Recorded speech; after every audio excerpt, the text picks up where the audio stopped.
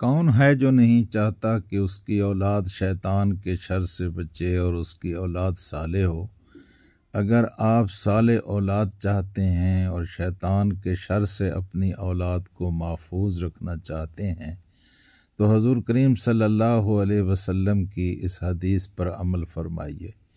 आपने इरशाद फरमाया, जब तुम में से कोई अपनी बीवी से हम बिस्तरी करे या जिमा करे तो कहे, अल्लाह के नाम के साथ शुरू करता हूँ, ऐ अल्लाह हमें शैतान से बचा और शैतान को उस चीज़ से दूर रख जो तू इस जिमा के नतीजे में हमें अता फरमाने वाला है।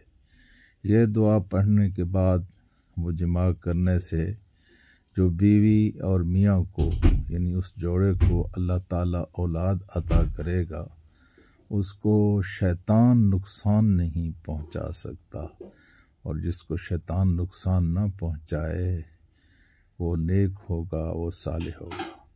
यह हदीस बुखारी शरीफ में है और इसका नंबर 78वां है। इसको फैलाइए सदका जारिया समझकर, ज़्यादा से ज़्यादा लोग इसके ऊपर अमल करें और इससे इस्तिफ़ादा करें।